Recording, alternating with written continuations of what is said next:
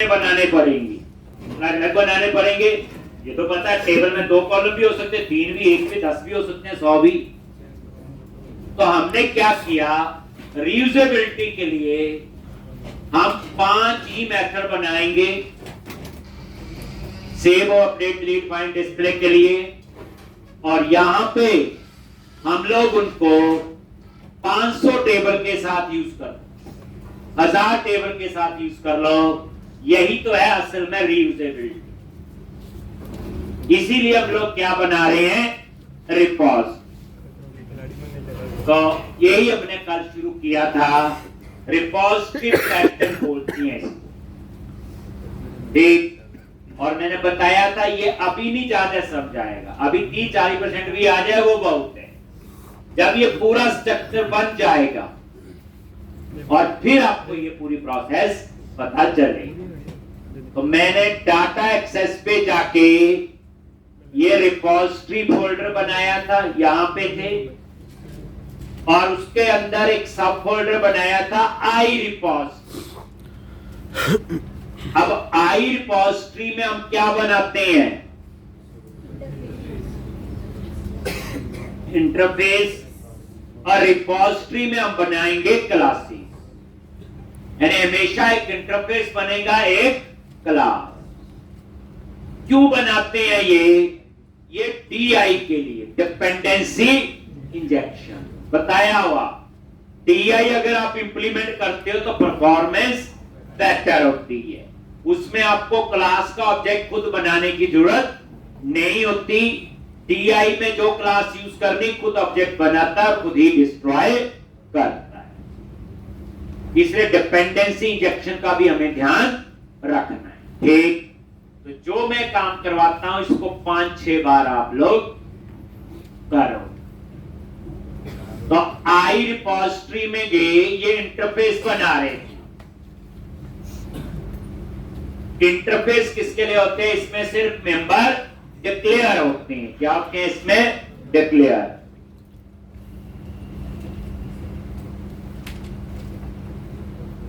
इसमें सिर्फ डिक्लेरेशन होती है, पर इसमें डेफिनेशन नहीं होती। एक क्लास में आप एक से ज्यादा इंटरफेस इंप्लीमेंट कर सकते हैं। क्लास आप एक ही इनहेरिट कर सकते हैं ठीक। तो ये हम इंटरफेस बना रहे थे आई रिपॉजिटरी। अब क्वेश्चन है कि ये इंटरफेस किस मॉडल के साथ यूज होगा, हमें नहीं पता। हम जब इस इंटरफेस को कहीं यूज करेंगे तब बताएंगे। तो ये क्या बन गई, जेनरिक रिपॉजिटरी। टी क्या है, क्लास है। टी क्या आपकी क्लास। अब ये क्लास आपकी, ये बताया हुआ वेयर टी क्या आपकी क्लास। अब ये क्लास कैटेगरी होगी तो ये कैटेगरी के साथ काम करेगा, कवर टाइप होगी तो कवर टाइप, या कोई और होंगे तो उनके साथ काम। तो ये आपकी जेनरिक रिपॉजिटरी बन रही है। और इसमें जो ये मेथड होते हैं इनको हम कहते हैं जेनरिक मेथड। क्या कहते हैं, जेनरिक मेथड। मतलब ये मेथड जो ऐड है, ये किसी भी मॉडल के साथ ऐड, सेव का कोड होगा, टी पास करना है तो ये कैटेगरी के लिए भी चलेगा, कवर टाइप के लिए, ऐसे 1000 मॉडल सबके लिए चलेगा। ये बड़ा इंपॉर्टेंट कंसेप्ट है जो हम लोग ये डिस्कस कर रहे हैं ठीक। इसकी फीचर्स जो है अभी नहीं पता चलेगी, जब हम इस प्रोजेक्ट के और आगे फ्लो में आएंगे तब आपको पता हो। तो हमने ये add, update, remove range. Add हो गया सेव, अपडेट तो पता है, रिमूव हो गया डिलीट, गेट हो गया फाइंड, और गेट ऑल हो गया डिस्प्ले। अब ये डिस्प्ले का कोड है। तो डिस्प्ले में 3 चीजें पास करनी है। डिस्प्ले क्या होता, जैसे सिलेक्ट स्टार फ्रॉम टेबल नहीं, हमें तो यही पता था, लेकिन एक्चुअल में देखो जब ज्यादा डेटा आएगा तो सॉर्टिंग का प्रोविजन भी चाहिए। तो मैंने ऑर्डर बाय भी ले लिया। मल्टीपल टेबल से ज्वाइन करके आएगा तो मैंने इंक्लूड प्रॉपर्टी उसी के लिए बना दिया।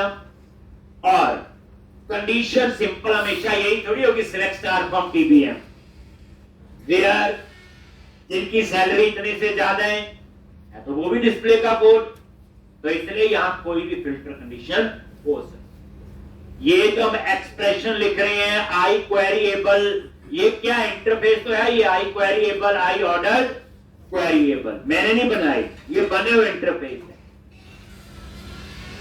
तो ये जो प्रोग्रामिंग बच्चे कर रहे हैं एक लेवल और नीचे, जो हम लोग अभी तक पढ़ते थे उससे और नीचे। तो ये हमने बनाया था गेट ऑल, अब हमने बनाना है फाइंड की। तो आप बोलोगे गेट बनाया था, पर फाइंड क्या करता है, प्राइमरी की पे फाइंड करता है और एक टेबल ज्वाइन नहीं होता उसमें। लेकिन जब आपको फाइंड प्राइमरी पे भी करना पड़ सकता है, नॉन प्राइमरी पे भी और मल्टीपल टेबल, तो वहां पे क्या करते थे, फर्स्ट और डिफॉल्ट। अब मैं वही यहां कर रहा हूं, रिटर्न पे, और यहां बना लो फर्स्ट और डिफॉल्ट। क्या नाम रख लोगे, कुछ भी नाम रख लो, ये फर्स्ट और डिफॉल्ट। अब यहां पे कंडीशन जो है वो क्या होगी, तो यहां पे आपकी ये फिल्टर कंडीशन, पहला पैरामीटर वही जो ऊपर लिया था, table name where email is put this, condition अलग होगी, ठीक ऐसे कुछ भी। और उसके बाद इसमें सॉर्टिंग नहीं आएगा, नहीं आएगा ना, बताओ चाहिए कि नहीं चाहिए सॉर्टिंग, किसको लगता चाहिए, करना आप करना, किसको लगता नहीं चाहिए, चाहिए तो क्यों चाहिए, नहीं चाहिए तो क्यों नहीं चाहिए। तो यहां हमें सॉर्टिंग की जरूरत नहीं बचे, जब फाइंड करके रिकॉर्ड ही एक आएगा, जब एक ही रिकॉर्ड होगा तो क्या सॉर्ट करो, समझा गया, ठीक। हाँ, मल्टीपल टेबल, तो ये मैंने इसमें ऐड कर, तो चेंज ऑर्डर बाय की जरूरत नहीं पड़ी, खुद ही सोचो, फाइंड फर्स्ट और डिफॉल्ट क्या एक रिकॉर्ड देगा, अब एक में क्या सॉर्टिंग होगी, सॉर्टिंग की जरूरत नहीं है, तो दैट्स व्हाई यहां पे ऑर्डर बाय, ठीक। अब यहां पे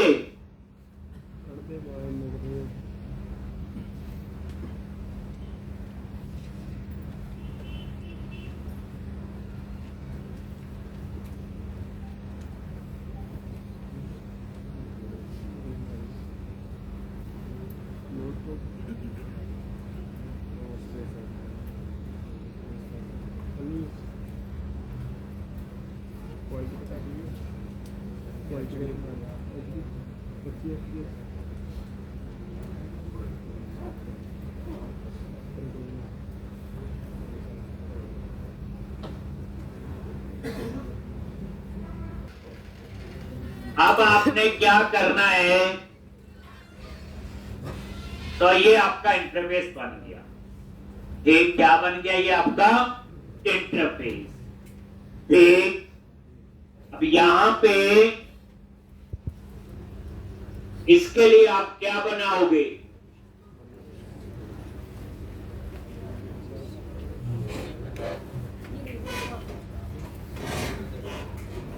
एक, तो बस इंटरफेस में यही था, save update leave find display, यही करते थे। अब यही काम हम सिंपल ASP.NET में भी किया, सिंपल MVC में भी किया, MVC कोर में, अब यहां भी कर रहे हैं हम लोग। बस फर्क ये था, पहले एज पर टेबल बनाना पड़ता था, अब ये जेनरिक। चलो अब हम लोग बनाएंगे इसके लिए क्लास। जब भी आप ये इंटरफेस बनाओगे तो इसके लिए क्या बनानी पड़ेगी, क्लास, और उस क्लास में इन मेथड्स को क्या करेंगे, डिफाइन करेंगे। कोड तो भी लिखना है, इंटरफेस पे तो सिर्फ मेंबर डिक्लेयर हुए हैं, असली कोड तो इनके अंदर लिखा जाएगा।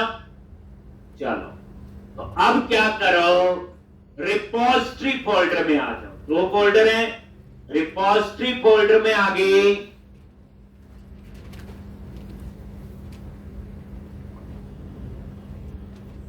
और राइट क्लिक किया, ऐड क्लास।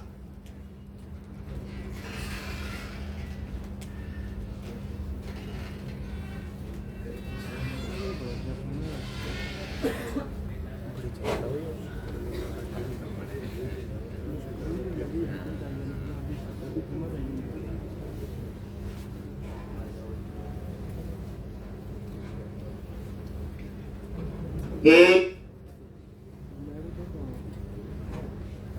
ऐड क्लास और क्लास का नेम रिपोजिटरी। ऐड क्लास और इस क्लास का नेम दे दिया रिपोजिटरी। यह देखो आई रिपोजिटरी में इंटरफेस बनेंगे, अभी तो एक ही बनाए, और रिपोजिटरी में क्या बनेंगे? क्लास। एक और यहां पे अब ये है वो क्लास, तो कहां बनी है ये? रिपोजिटरी फोल्डर में, आई रिपोजिटरी में इंटरफेस। और ये नेम स्पेस से भी पता चल रहा है इंटरनल है, इसकी जगह क्या कर दो? पब्लिक। अब यहां पे क्या करना आपने? ये रिपोजिटरी किसके साथ यूज होगी? की मतलब की कोई कीवर्ड नहीं है, की टाइप, टाइप में आप क्लास पास करनी। और यहां पे एक इंटरफेस इंप्लीमेंट करना है, और इंटरफेस का नाम है आई रिपोजिटरी।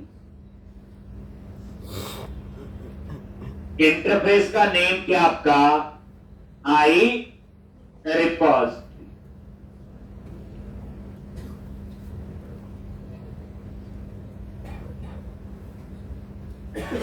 और इसमें आपने टी पास कर एक, और ये आपने नेम स्पेस ऐड कर दिया। लो एक, ये टी समझ गए।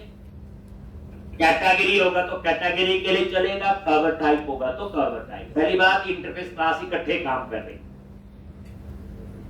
इंटरफेस पे तो सिर्फ मेंबर डिक्लेयर किए, अभी उनके अंदर का कोड हम यहां लिखेंगे। अब यहां पे मैं क्या कर रहा हूं? इस इंटरफेस को इंप्लीमेंट करूंगा। क्या करूंगा? इंप्लीमेंट। ये भी याद आएगा आपको अपना वो जो आपने पढ़ा होता है 4 साल डिग्री में, और मन में बड़े खुश होते, हमें C++ आ गई, डिग्री कर ली, नौकरी दे दो कंपनी। असली उप्स अब पता चलेगा। अभी तो बच्चे प्रोजेक्ट शुरू भी नहीं हुआ, अभी तो हम सेटअप कर रहे हैं। जैसे हम कहते नहीं, कोई बंदा मकान बनाता है तो नींव में काफी दिन फंसा रहता, अभी तो वो है, नजर तो आता ही नहीं बाहर, वो तो जमीन के अंदर ही है। तो ये वही बात है आपकी। तो अब यहां पे आई रिपोज, और ये आपने इंप्लीमेंट इंटरफेस।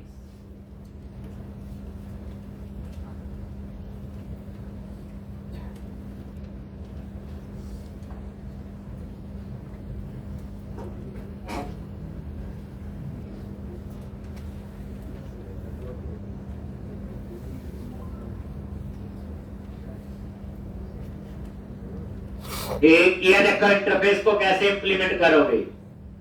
इंटरफेस पे माउस लेके गए और यहां लिखा आ रहा है इंप्लीमेंट इंटरफेस, और जैसे इस पे क्लिक किया और ये देखो जितने मेंबर आपने वहां डिक्लेयर किए थे सबके ब्लॉक बन के आ गए। अंदर कोड हमने लिखना है। दोबारा देखो, ये ऐसे था। अब ये जो इंटरफेस है इसको क्या करो? Implement interface.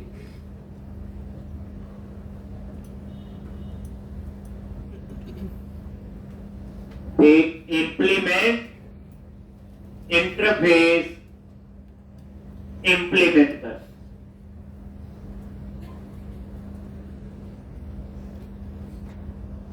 ये देखो,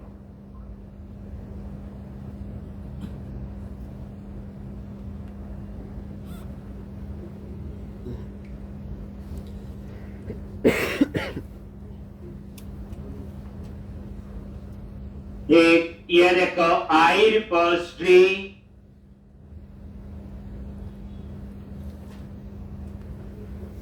ये सारे मेंबर जो डिक्लेयर किए थे, देखो ब्लॉक बन के आगे, आपको कोई टेंशन नहीं। ये फायदा इंटरफेस का, आपको सिर्फ इसके अंदर कोड चेंज करना, बाकी से ब्लॉक बन के आगे। अब यहां पे तो अब आपने यहां डाटाबेस के लिए क्या काम करना है, तो सबसे पहले एप्लीकेशन डीबी कॉन्टेक्स्ट, वही private read only application dB context type का वेरिएबल ले ली। बताइए, डाटाबेस तो यहीं से सारा मैनेज होता है, इसी में तो टेबल दिए होते। और उसके बाद आपने एक डीबी सेट लेना है टाइप का वेरिएबल, और ये जो वेरिएबल है मैंने अंदर ही यूज करना है, तो मैंने लिख लिया यहां पे इंटरनल डीबी सेट,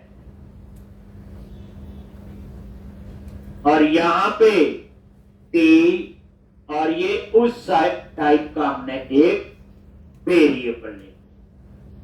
अब इंटरनल का मतलब क्या है, मैं इसको इसी असेंबली के अंदर यूज कर सकता हूं। एक अगर पब्लिक होता तो उसको आउटसाइड द असेंबली भी यूज, तो मुझे इसी में जरूरत है, इसलिए मैंने यहां इंटरनल ले। और उसके बाद आ जाओ इसके कंस्ट्रक्टर में, एक और कंस्ट्रक्टर में पास करो वही सेम एप्लीकेशन डीबी कॉन्टेक्स्ट,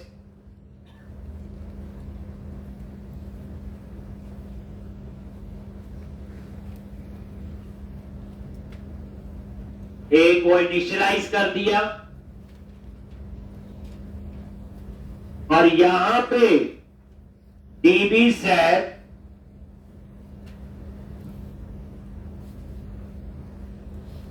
जो ऊपर वेरिएबल लिया हुआ, और उसमें आप सेट कर दो context dot set logs, context dot set.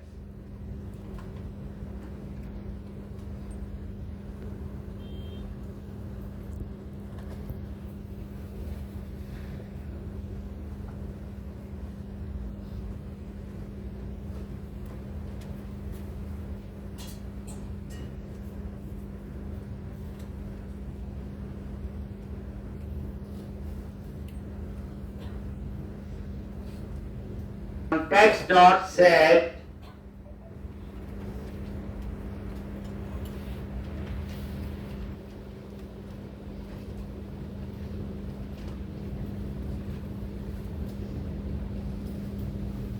तो वेरिएबल है, इसमें एक कॉन्टेक्स्ट सेट कर दिया। क्या कर दिया? कॉन्टेक्स्ट। इससे पता चल गया एप्लीकेशन डीबी कॉन्टेक्स्ट। अब हम सबसे पहले लिखेंगे ऐड का कोड, तो सिंपल कॉन्टेक्स्ट डॉट ऐड, और ये ऐड का, या इसको ऐसे नहीं कॉन्टेक्स्ट ना लिखो, हम डीबी सेट में डाल चुके हैं, तो डीबी सेट डॉट ऐड, ये देखो ना डीबी सेट में डाल दिया ना कॉन्टेक्स्ट। और यहां पे याद रखें कई तरीके होते काम करने, जाता है कि 90-95% कुछ ऐसे ही तरीके चलते। कितनी बार डेवलपर करता है, नई चीज इंप्लीमेंट करता है, नई तरीके से करता है, तो इसमें कंफ्यूज नहीं होगी। डीबी सेट लिया एक वेरिएबल, उसमें मैंने वो कॉन्टेक्स्ट सेट कर दिया।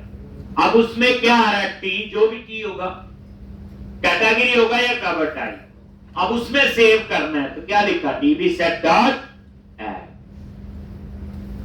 ठीक, तो ये एक लाइन से हो गया काम। कोड अंदर वही है, हम पहले छोटा छोटा कोड लिखेंगे, अब मैं लिख दूंगा अपडेट का। गेट का।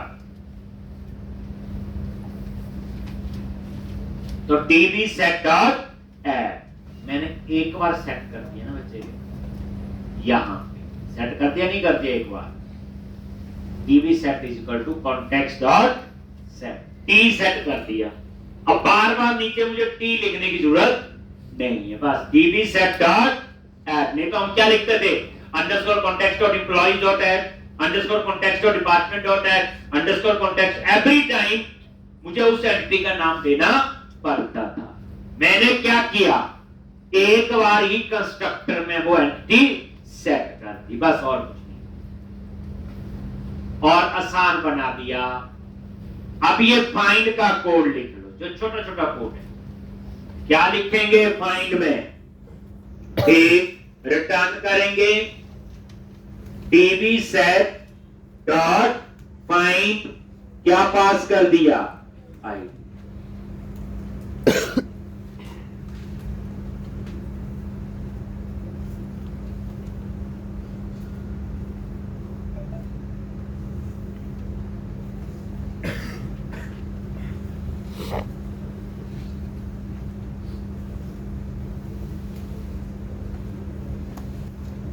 जो जो लिख रहे हैं पहले मैं छोटा छोटा कोड लिखेंगे, डीबी सेट डॉट फाइंड और रिटर्न कर दिया। अब डीबी सेट में है, कहां फाइंड करना है, टी में, ऊपर सेट कर दिया था मैंने कंस्ट्रक्टर में, इसलिए बार बार ना करना पड़े, मैंने वहां पे सेट। ये आपका हो गया फाइंड। देखो कोड वही है मैंने पहले पढ़ी, मीनिंग बस इसके अंदर हम उनको ऐड कर। अब उसके बाद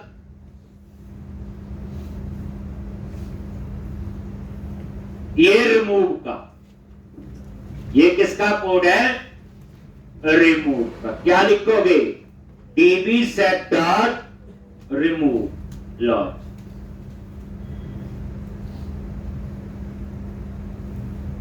पहले छोटे छोटे सिंगल सिंगल लाइन पर,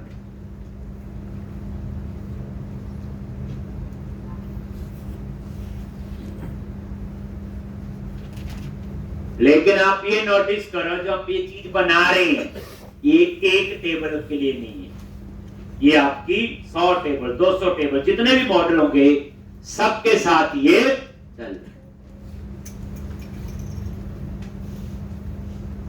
अब उसके बाद रिमूव दूसरा, ये ओवरलोड बोलते हैं इसको। क्या बोलते हैं, सेम नेम विद डिफरेंट, जैसे इसकी टाइप अलग है और इसकी टाइप अलग है। तो यहां क्या करोगे, बोलो, आईडी से पहले फाइंड करेंगे और फिर रिमूव करेंगे। ऐसे करेंगे, पहले फाइंड करेंगे और फिर रिमूव करेंगे। तो क्या लिखोगे, डीबी सेट डॉट रिमूव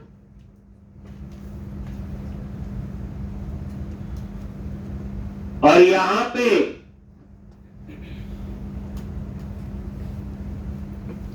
चलेगा कि नहीं पहले बताओ।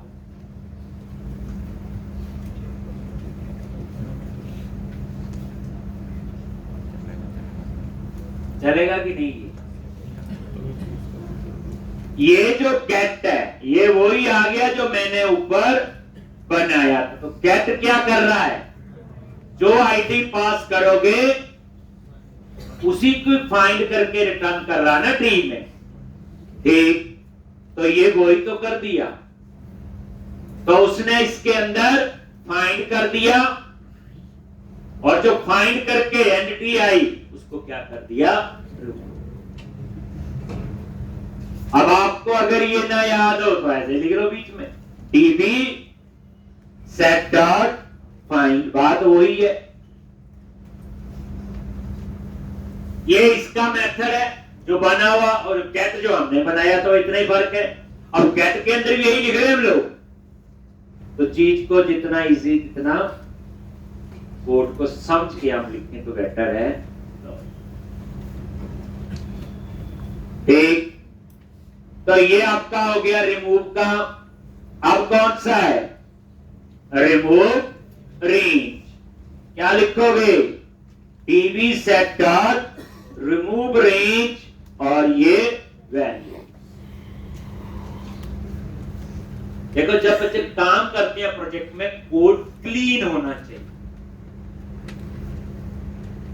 अगर कोड क्लीन होगा तो अगर आपको प्रोजेक्ट में कोई चीज चेंज करनी है तो आपको पता होगा मुझे कहां कहां चेंज करना है। अगर उस कोड का कोई स्ट्रक्चर नहीं होगा तो एक जगह चेंज करके ठीक हो जाएगा, 4 जगह खराब हो जाएगा। इसलिए जब भी हम प्रोजेक्ट बनाते हैं उसमें कोई ना कोई आर्किटेक्चर फॉलो करते हैं। अब उसके बाद रिमूव रेंज के बाद क्या आएगा? Update logic. कितना टाइम लगा जी? DB set dot update. Code को जब लिखना है खुद समझ के लिखना कि डीबी सेट क्या कर रहा है, फिर पता लगेगा नहीं बार बार मुझे 3 ऐड करना पड़े। मैंने एक जगह डीबी सेट में सेट कर दिया और बाकी जगह यूज कर दिया। ये सिंपल सेव, अपडेट, डिलीट के हो गए। अब 2 रह गए, फाइंड और डिस्प्ले। वहां थोड़ा सा कोड होगा। देखो, जब चीज जेनरिक बनाई जाती है तो बड़ी चीजों को ध्यान रखना होता है। जब स्पेसिफिक बनाई जाती तो जो चीज बताई वही बनानी हमने। क्लाइंट ने बोला ये चीज बनानी है, हम उस हिसाब से बना देंगे। जेनरिक तो ये है जो भी क्लाइंट बोले सारे सबके लिए वो कर। ये हम लोग जेनरिक मेथड बना रहे हैं। जैसे ये अपडेट है, इसको मैं जेनरिक मेथड बोलूंगा। क्यों? ये तो पता अपडेट करेगा, लेकिन ये नहीं पता किस मॉडल के साथ अपडेट करेगा। That is generic method. जो टी में पास करेंगे उसको अपडेट करेगा। टी क्या होगा? कैटेगरी, पावर टाइप या कोई और मॉडल जो हमने इन फ्यूचर बना। ये रिपोजिटरी पहली बार नहीं पढ़नी। अब आगे जितना प्रोजेक्ट में काम करना हमने यही बना। एक बार मुश्किल हो सकती, 2 बार हो सकती, आ तो जाएगा ही। अब क्या करना आपने? बोल गया शायद रात पाए तो बंदे दूसरे बैच के आ गए। हमें भी कहीं जाना पड़ेगा अगली बार। हमें नहीं, आपको। ठीक है, देखते हो जाता है। Get all. अब यहां पे आ जाओ, इस पे थोड़ा सा टाइम। गेट ऑल में 3 पैरामीटर हैं, एक फिल्टर, एक सॉर्टिंग के लिए और एक मल्टीपल टेबल्स के। और ये कलेक्शन रिटर्न कर रहा, आई नंबरेबल लिखा हुआ ऊपर टी। अब टी क्या है? कैटेगरी। टी क्या है? कवर टाइप, कोई भी हो सकता है। आई नंबरेबल बताइए कलेक्शन के लिए एक। अब यहां पे कोड थोड़ा सा इसकी जेनरिक है, नहीं तो हम तो इतना पता है कॉन्टेक्स्ट डॉट टू लिस्ट, कहानी खत्म, डीबी सेट। लेकिन अब टू लिस्ट किस कंडीशन पे काम करेगा? सॉर्टिंग चाहिए, मल्टीपल टेबल, तो सारी चीजें हम लोग यहाँ पे डिफाइन करें। तो इसको हम थोड़ा सा, तो अब हमने क्या बनाना है? Get all. तो यहां पे क्वेरी लिखने के लिए आई क्वेरिएबल एक वेरिएबल ले लिया और उसमें सेट कर दिया डीबी सेट, जो ऊपर लिया हो। और पहले चेक किया अगर आपका filter not equal to null. अगर ये नल नहीं है तो इसका मतलब फिल्टर कंडीशन है।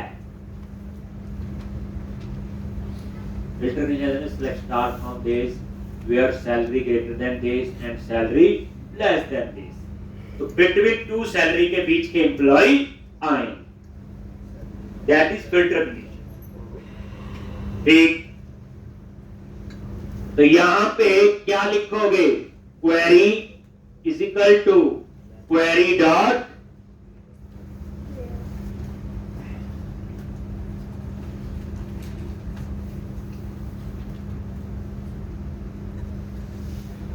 क्वेरी डॉट, यहां पे ये नहीं लिखा ना,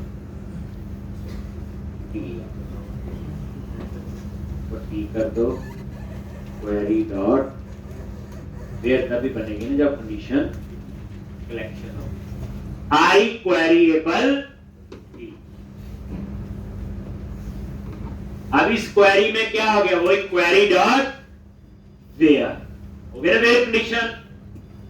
Select star from table name where date of joining greater than this and date of joining less than this. That is filter condition. ये आपकी वो काम करेगी।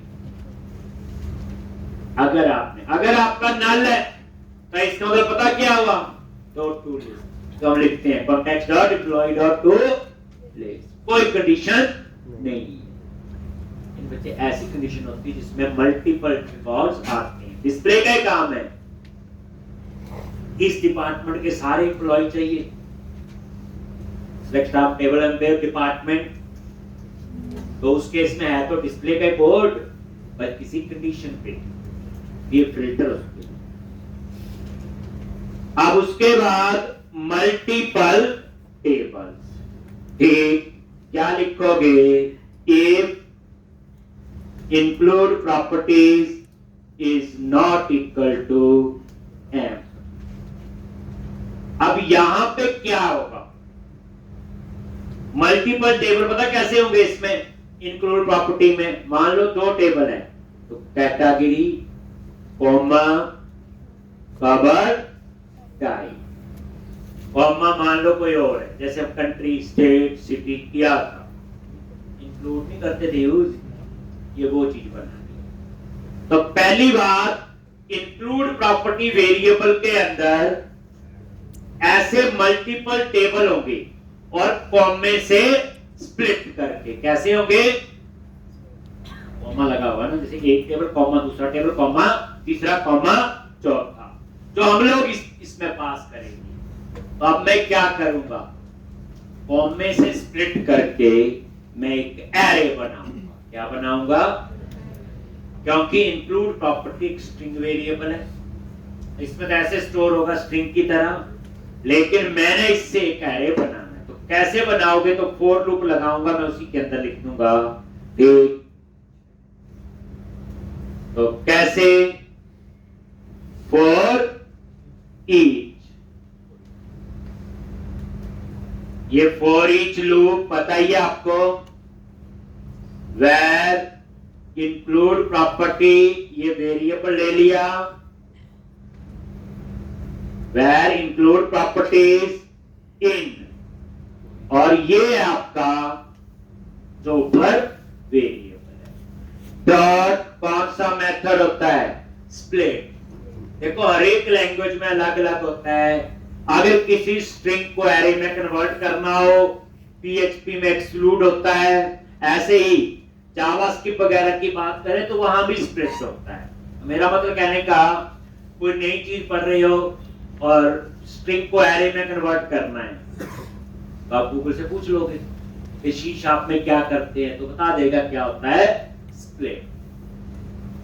ये क्या करेगा, इंक्लूड प्रॉपर्टीज के अंदर जो ये स्ट्रिंग है इसको स्प्लिट करेगा और स्प्लिट करके क्या बनाएगा, इसका एरे। तो ये मैंने क्या किया, एक एरे, और ये एरे बनेगा कैसे, कॉमे से स्प्लिट कर, न्यू स्क्वायर ब्रैकेट बनेगा एरे।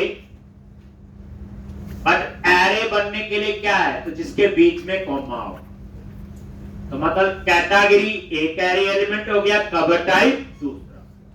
ये थोड़ा एग्जांपल है, आपने एक स्ट्रिंग लिया हुआ, उसमें एक पैरा लिखा है, आपको ये देखना है कि उस पैरे में कितने वर्ड काउंट करने हैं। तो आप क्या करोगे, स्प्लिट करके एरे बनाओगे, बस कॉमे की जगह दे दोगे स्पेस, क्योंकि एक वर्ड और दूसरे वर्ड के बीच में क्या होता, स्पेस ही है। तो वो क्या करेगा, जितने स्पेस होंगे उतने एलिमेंट का वो एरे बना, बस उस एरे को काउंट कर लो। फिर ये क्या कर रहा है, कॉमे से स्प्लिट करके ये क्या बना देगा, एक। अब उस एरे के अंदर कॉमा देके string split options dot remove empty entity, इसके साथ में एंटर प्रेस कर देता हूं, लिख लोगे। ये तो इसलिए लिखा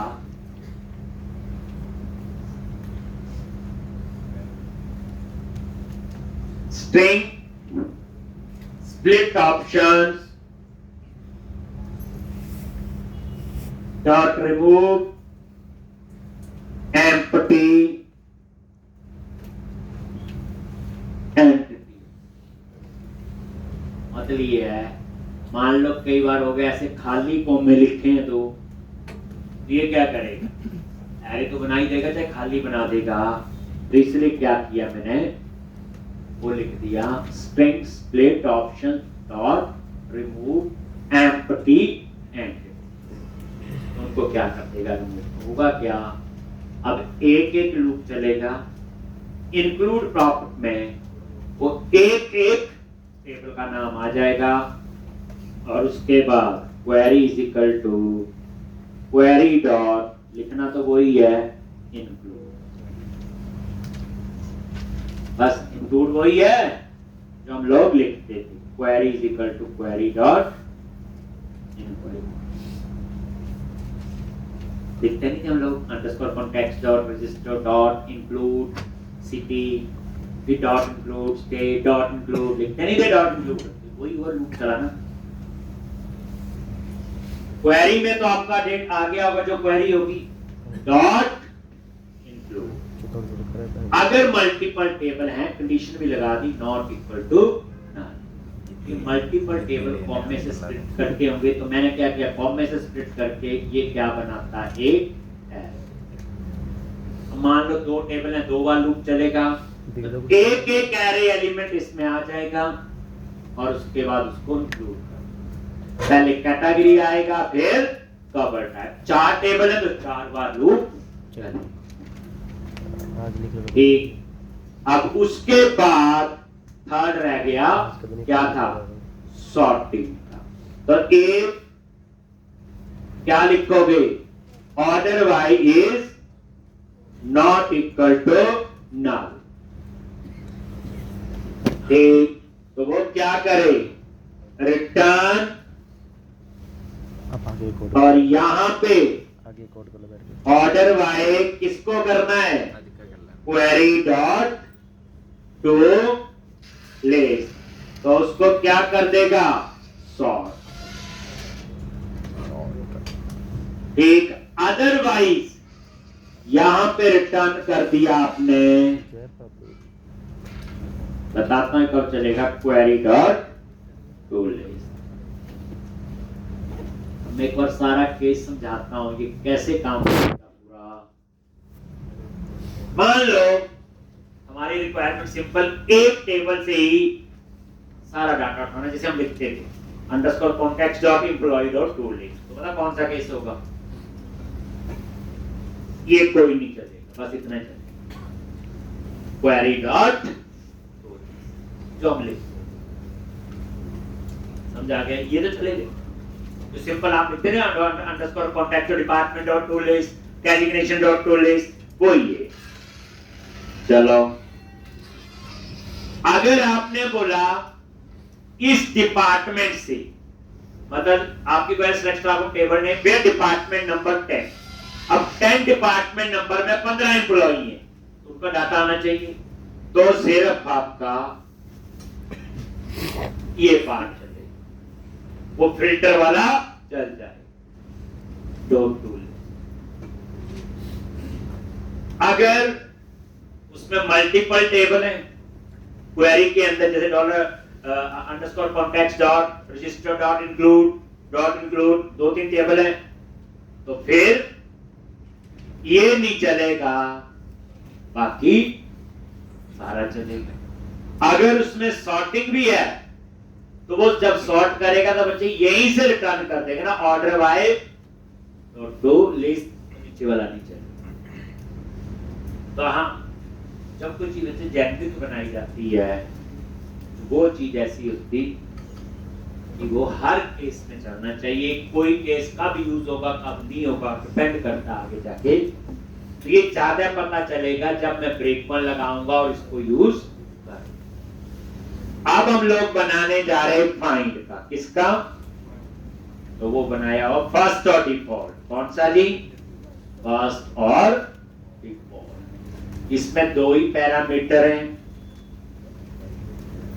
और आई क्वेरिएबल, टी क्वेरी और आगे क्या लिख दिया? TB set.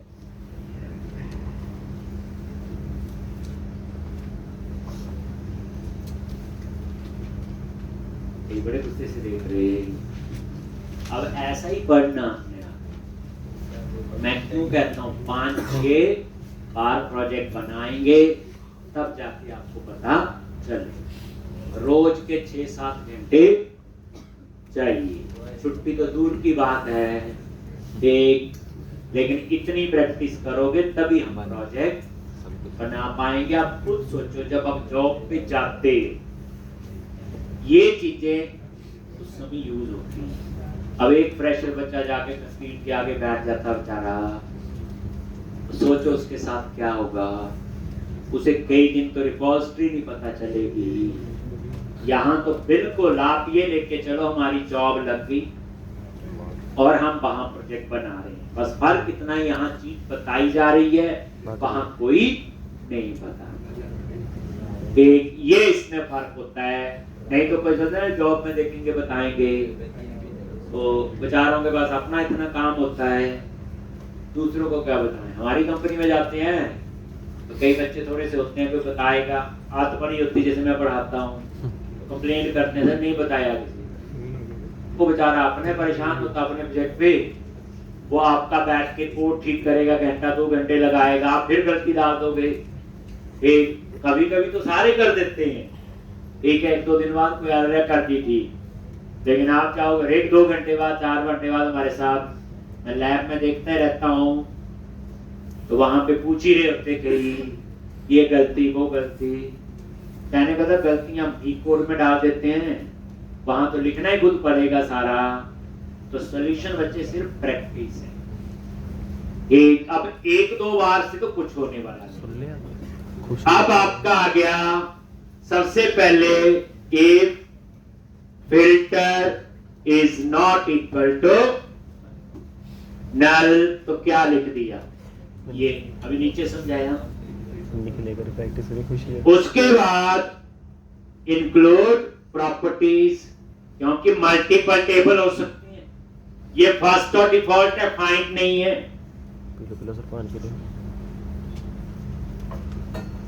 तो इंक्लूड प्रॉपर्टी में क्या होंगे? मल्टीपल टेबल होंगे, कॉमे से स्प्लिट करके अभी समझाया। तो मैं उसको एक एरे में कन्वर्ट करूंगा। उसके लिए for each include prop,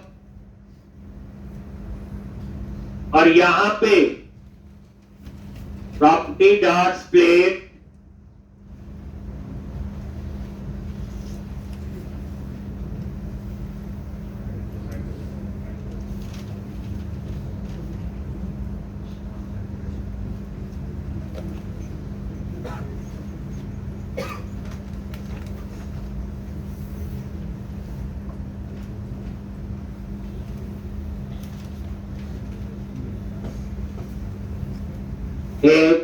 include property dot split comma, बता दिया कैरे बनेगा कॉमे से स्प्लिट करके। और यहां क्या लिखा था? String split options dot remove empty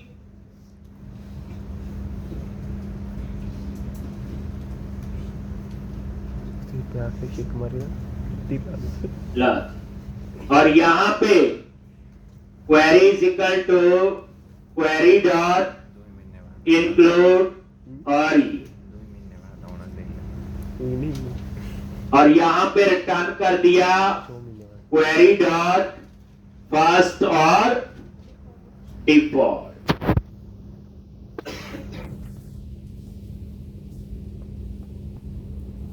बस वहां लिखा था क्वेरी डॉट टू लिस्ट।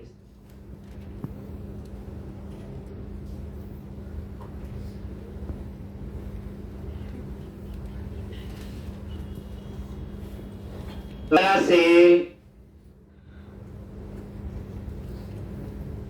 तो ये था आपका फाइंड का, जिसमें मल्टीपल टेबल हो सकती है। ठीक, नॉन प्राइमरी की पे भी हो सकता है, किया हो आपने, कोई ऐसा नहीं।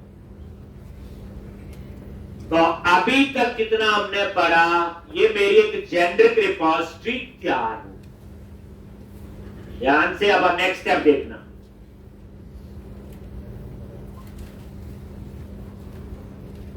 अब मेरी रिक्वायरमेंट है कैटेगरी मॉडल के साथ काम करे ये रिपोजिटरी। मेरी रिक्वायरमेंट है कवर टाइप के साथ काम करे ये रिपोजिटरी। ऐसे हमारे पास 100-200 मॉडल और होंगे। अब हम उस पे आए।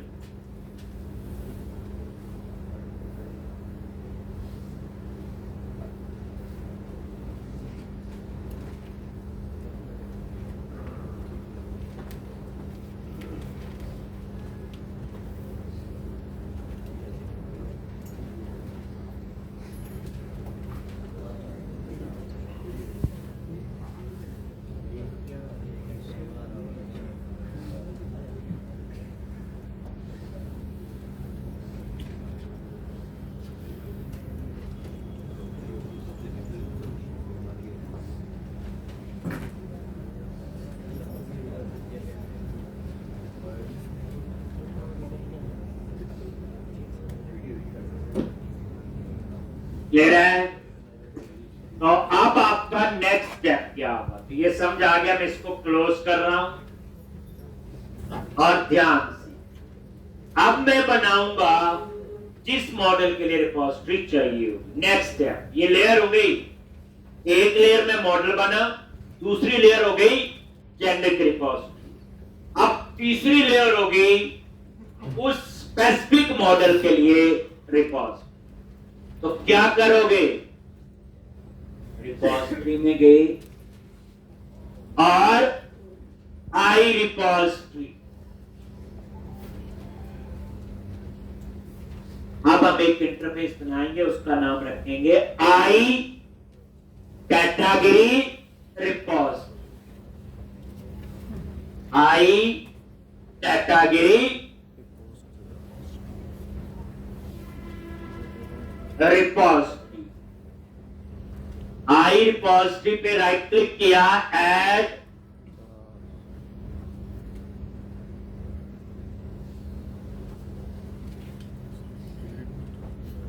और ये इंटरफेस है।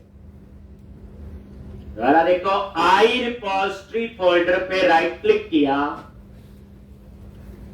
ऐड क्लास, और यहां चूज करो इंटरफेस, और इसका नाम रखोगे आई कैटेगरी रिपोजिटरी।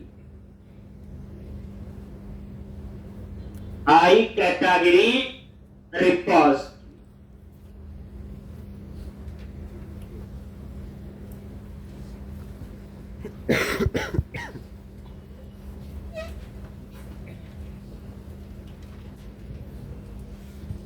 और यहां पे पब्लिक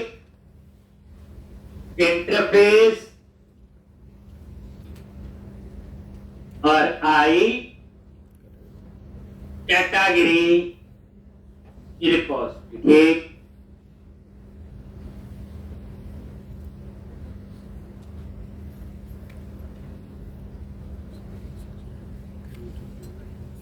देखो, पहले आई रिपोजिटरी थी, वो सिर्फ किसके लिए थी? जेनेरिक। अब ये हमें कैटेगरी के लिए चाहिए इंटरफेस, तो मैं यहां पे आई रिपोजिटरी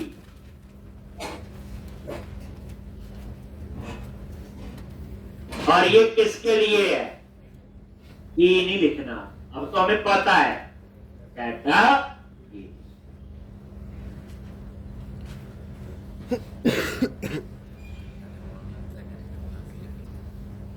बस इसमें सिर्फ इतना ही बताया कि आई रिपोजिटरी जो इंटरफेस है वो किसके साथ यूज होगा?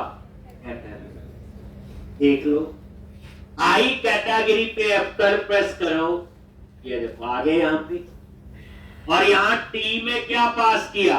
कैटेगरी। अब नीचे जहां जहां टी है वहां वहां क्या बन जाएगा? कैटेगरी। हो गया? देखो यहां सिर्फ मैंने क्या दी है? Just direction. क्या दी है? सिंपल डायरेक्शन दी, ये ऐसे बन गया इंटरफेस। अब बनाऊंगा मैं इसके लिए क्लास, और क्लास का नाम रखूंगा कैटेगरी रिपोजिटरी। एक इंटरफेस और एक क्लास। अब ये इंटरफेस और क्लास क्यों बना रहे लग रहा है? ये डीआई का कंसेप्ट। ये फ्लो पूरा बनाने दो, फिर मैं इसके स्टेप्स आपको समझाऊं। अब क्या करो? रिपोजिटरी पे जाओ, रिपोजिटरी फोल्डर पे। क्लास हमेशा हम कहां बनाते हैं? रिपोजिटरी।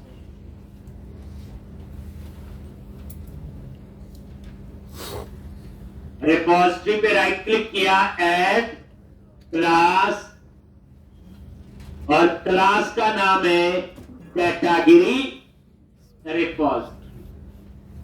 ये देखो, ये रिपोजिटरी फोल्डर में, यानी अब कैटेगरी के लिए बन रही, लेकिन आपने नोटिस किया यहां कोड नहीं लिख रहे, सिर्फ डायरेक्शन दे रही है। और यहां पे पब्लिक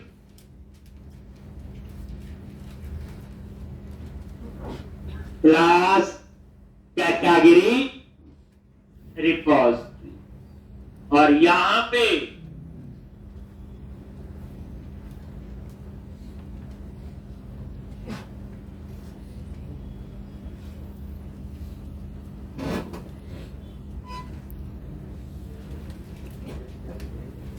एक, अब यहां पे आपने क्लास को इनहेरिट करना जिसका नाम है रिपोजिटरी, और किसके लिए टी की जगह पास कर दिया? कैटेगरी। एक तो ये, और कॉमा देके इंटरफेस इंप्लीमेंट करना है जिसका नाम है आई कैटेगरी रिपोजिटरी। अब देखो, ये क्लास इनहेरिट हुई रिपोजिटरी जो हमने बनाई थी, और ये इंटरफेस इंप्लीमेंट हुआ जो अभी कैटेगरी के लिए बनाया। अब ये रिपोजिटरी क्लास, ये एफ्टर प्रेस करो, ये देखो टी में क्या पास कर दिया? कैटेगरी। ये सारे लॉजिक इसके साथ चलेंगे अब कैटेगरी, यानी हम लोग अब सिर्फ डायरेक्शन दे रहे हैं। क्या दे रहे हैं? डायरेक्शन। एक कैटेगरी। अब यहां पे private, read only, application dB, contact, और इसके कंस्ट्रक्टर में जैसे लिखते हैं वो देखो, वो एर चली, एप्लीकेशन डीबी, कॉन्टेक्ट, और यहां पे ये कॉन्टेक्ट। लेकिन आप एक बार इस रिपोजिटरी वाली क्लास पे देखो, एफ्टर प्रेस किया, आ गया, और जो रिपोजिटरी क्लास का जो कंस्ट्रक्टर है उसमें क्या पास हो रहा है? एप्लीकेशन डीबी कॉन्टेक्ट हो रहा है। देखो, तो आपको क्या करना है? डॉट बेस, और बेस क्लास कौन सी है? रिपोजिटरी, जिसको आपने इनहेरिट किया। देखो, हमेशा याद रखना, पहले क्लास ही इनहेरिट होगी, और फिर इंटरफेस इंप्लीमेंट होगा। क्यों क्यों क्यों हो रहा? नींद क्यों वैसे? हाँ तो कर दी, क्योंकि क्लास एक ही इनहेरिट हो सकती है, एक से ज्यादा कभी नहीं होगी, लेकिन इंटरफेस मल्टीपल इंप्लीमेंट हो सकते हैं। इसलिए अब इसके बाद कॉमा देके जितने मर्जी इंटरफेस दे ही आओ आप लोग, लेकिन अगर आप पहले इंटरफेस दोगे फिर क्लास, तो फिर नहीं पता चलेगा। इसलिए हमेशा पहले क्लास देन इंटरफेस। अगर आपकी रिक्वायरमेंट है फिर क्लास भी नहीं होगी और इंटरफेस। अगर इंटरफेस इंटरफेस तो लिखा ही है पीछे हमने। और ये देखो यहां पे, ये देखो यहां सीधा इंटरफेस लिखा है। इंटरफेस क्लास नहीं, हाई रिपोजिटरी क्या है? इंटरफेस है। अब यहां पे तो ये देख लो, ये जो रिपोजिटरी, ये इसका बेस, देखो बेस पे एंटर प्रेस किया, देखो आ गया ना यहाँ पे। और बाकी तो ये सारी कहानी पता है।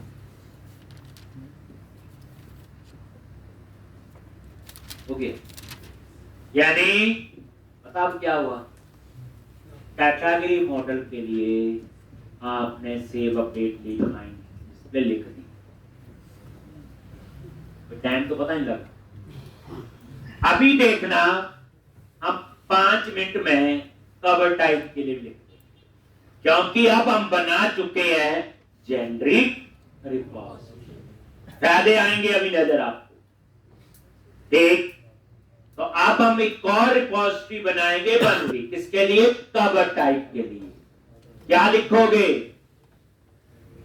आई cover type repository interface and then class बनाएंगे कवर टाइप रिपोजिटरी। 100 मॉडल होंगे, 100 इंटरफेस, 100 क्लासेस, कोड इतना सही हो। ठीक, लॉजिक द्वारा आई रिपोजिटरी पे राइट क्लिक किया, ऐड क्लास, और यहां चूज किया इंटरफेस, और इसका नाम क्या रखोगे?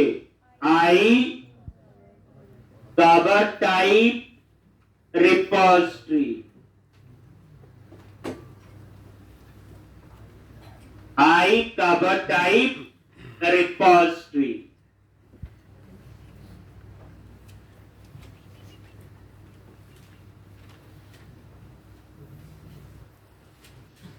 पब्लिक, और ये अब ये दूसरी बन रही कवर टाइप के लिए, और यहां पे इनहेरिट किसको करोगे? आई रिपोजिटरी, किसके लिए? Cover type. लो, और उसके बाद बनाएंगे क्लास कवर टाइप रिपोजिटरी। मजा आएगा 1-2 दिन बाद। और ऐसे कोड हम जॉब में पढ़ते हैं। आप ये अज्यूम करो जॉब लग गई, हम प्रोजेक्ट बना रहे हैं वहां। ये बिल्कुल वही है, ये कोई इंस्टीट्यूट की ट्रेनिंग वाला प्रोजेक्ट नहीं है। और जब आप ये प्रोजेक्ट कंप्लीट कर लोगे तो आपको पूरा अपना लेवल पता चल जाएगा कैसे कंपनीज में काम होता है। सैलरी बात नहीं बोली, सैलरी डिस्कस करने। तभी कहते हैं हम 80% रेडी काम करने के लिए। 50 रुपये पर डे। लेकिन प्रैक्टिस बड़ी अच्छी चाहिए, यानी घंटे 2 घंटे से कुछ नहीं होगा। अब आप क्या करो? क्लास बनाओ। तो रिपोजिटरी पे राइट क्लिक करो और क्लास का नाम रखेंगे कवर टाइप रिपोजिटरी।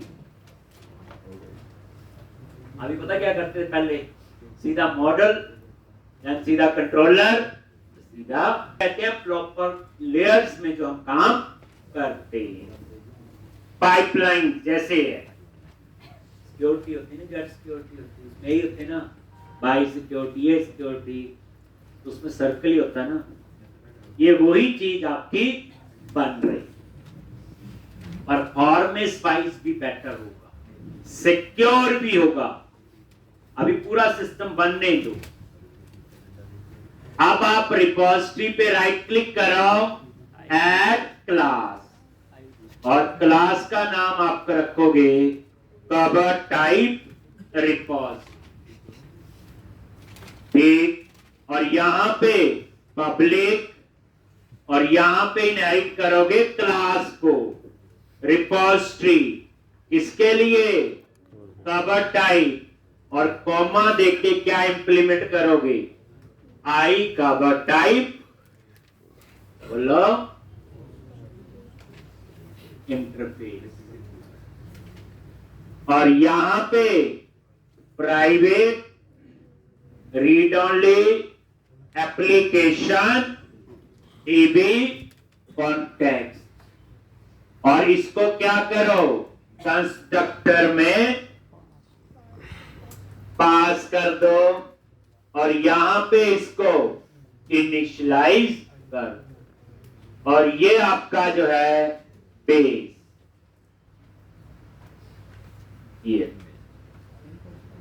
तो बेस क्लास के कंस्ट्रक्टर को हमने कॉन्टेक्स्ट पास कर दिया। बेस क्लास कौन सी है यहां पे, रिपोजिटरी। और बेस क्लास हमेशा एक हो सकती, एक से ज्यादा नहीं हो सकती।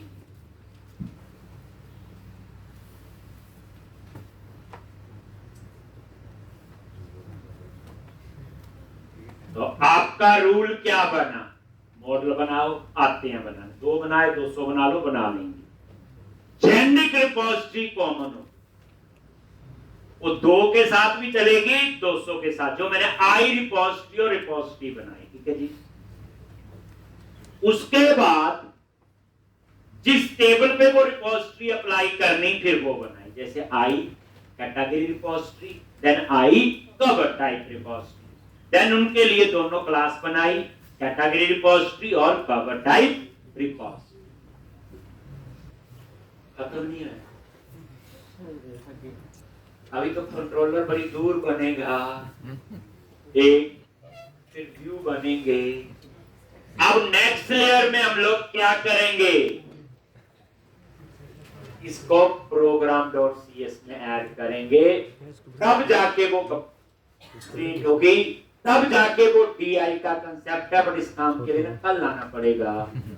अभी सिर्फ ज्यादा नहीं सोचना, जितना करवाया, जितना मैं बताऊं उतना, लेकिन 5-6 कॉपी प्रोजेक्ट की